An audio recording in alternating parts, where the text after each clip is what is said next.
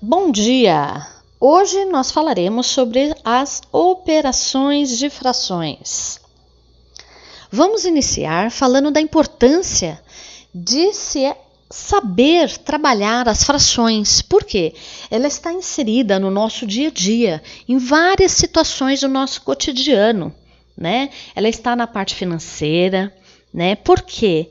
Ela representa a divisão, né? A fração, ou seja, né? A divisão em partes iguais de determinadas coisas. Por exemplo, numa receita, tá? Como nós vamos trabalhar isso? Através desse vídeo, né? Que eu vou postar para vocês, explicando sobre os tipos de operações e como elas funcionam. E posteriormente vocês terão alguns exercícios no Schools para estar sendo realizados, né? Então vamos iniciar falando sobre os tipos de frações. Bom, a principal aí, né? Vamos começar aí, né? Pelas frações próprias. É quando o numerador, que é o número de cima, ele é menor que o denominador, que é o número de baixo. Vamos dar um exemplo. Se eu pegar uma circunferência e a dividir em 8 partes iguais e pintar 5 dessas partes, eu vou obter um numerador menor do que o denominador, né? Então, eu vou obter aí uma fração de 5/8. Então, ele é uma fração própria, porque eu consigo representá-la através de desenho, né?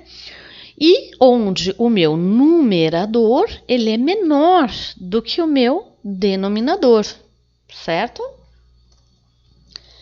Bom, vamos agora às frações impróprias. A imprópria é quando o numerador, que é o número de cima, ele é maior que o meu denominador, tá? Então, por exemplo, nós temos aqui uma fração de 5/3. Então, 5, que é o numerador, ele é maior do que o denominador, tá? Então, olha, se eu fosse representar isso em desenho, eu poderia representar dessa forma. Eu pego 2 circunferências, divido-as em 3 partes cada, vou pintar uma inteira e vou pintar 2 partes da segunda figura. Então, eu vou ficar com uma parte inteira e a outra figura ficará representada em 2/3, né? Ou seja, eu ficarei com uma fração de 5/3, onde o meu numerador ele é maior, né, que o meu denominador, tá? Então, eu tenho 5 partes pintadas em figuras que foram divididas em 3 partes.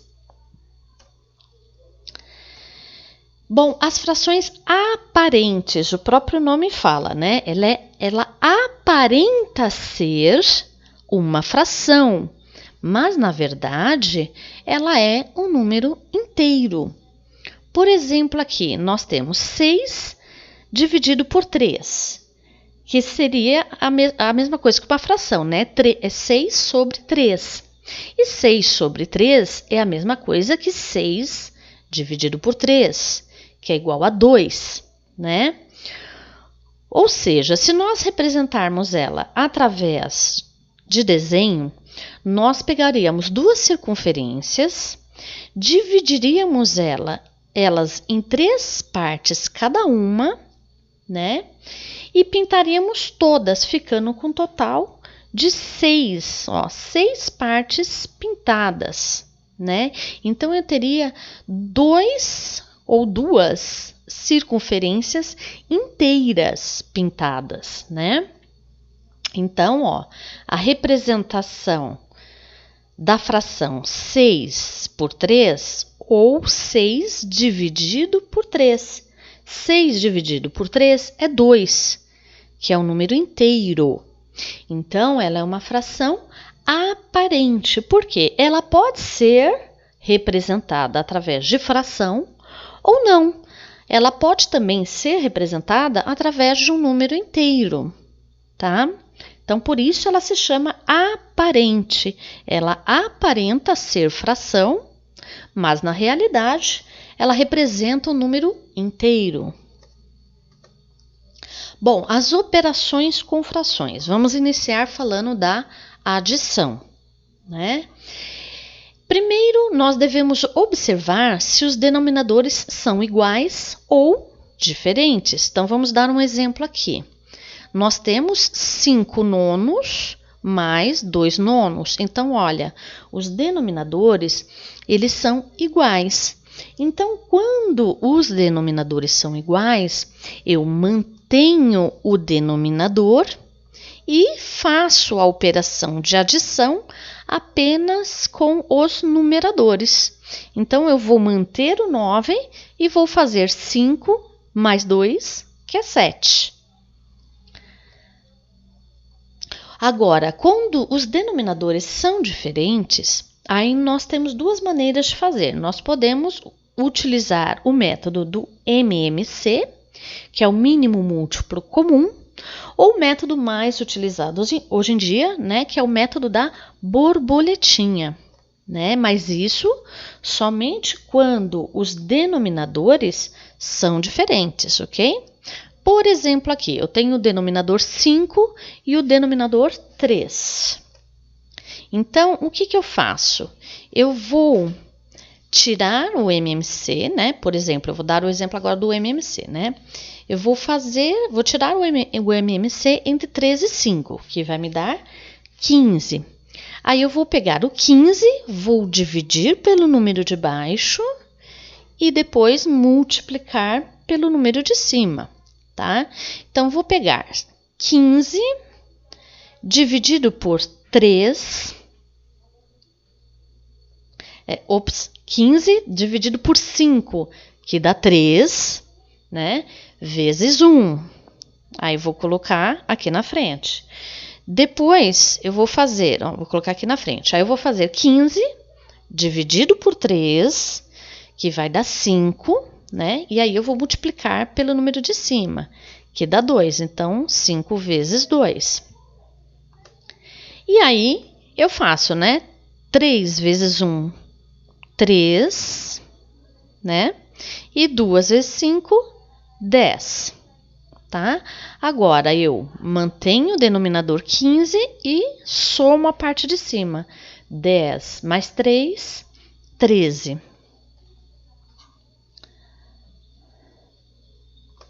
Bom, vamos falar agora sobre o método da borboletinha.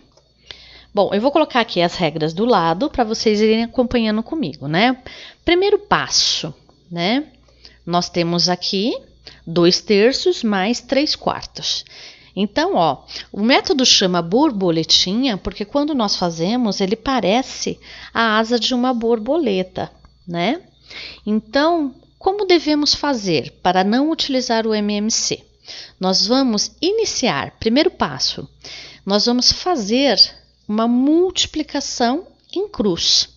Então, nós vamos multiplicar 2 vezes 4, que vai dar 8, e vamos multiplicar 3 vezes 3, que vai dar 9, certo? A operação, que era uma adição, ela permanece, tá? Ela não se altera. Aí, para encontrar o denominador, nós vamos multiplicar a parte de baixo. Então, 3 vezes 4 dá 12, né? Esse valor, ele já é o denominador do nosso resultado, tá? E aí, nós faremos a parte de cima. 8 mais 9, 17, ok? E chegamos ao resultado, tá? O método da borboletinha, ele é mais indicado hoje em dia porque ele é mais prático, ele demora menos para fazer, né? Embora pareça um pouquinho complicado, mas não é. Ele é muito mais simples do que o MMC, tá? E ele é muito mais rápido o resultado, tá? Principalmente quando os denominadores são números maiores, ok? Na subtração, também, tá? Quando os denominadores são iguais, nós vamos manter o denominador, né? E subtrair os numeradores. 3 menos 2, 1, ok? Agora, quando eles são diferentes, aí nós podemos fazer ou pelo método do MMC ou pelo método da borboletinha, né? Então, ó, eu faria aqui, ó, tiraria o MMC, né? 3 vezes 7, 21, certo? E divido pelo de baixo, multiplico pelo de cima. Isso se for através do método do MMC, né? E chegaria ao resultado de 3 vezes 6 menos 7 vezes 1. Resultado final, 11 sobre 21 avos, tá? Então, obrigada. Essa foi a apresentação sobre operações de frações. Vou deixar lá alguns exercícios para vocês. E aí, vocês façam os exercícios e tirem suas dúvidas, tá? Entrem em contato comigo, vão tirando suas dúvidas, tá bom? Vamos tentar fazer essa atividade aí, colocar em prática, ok? Valeu, pessoal!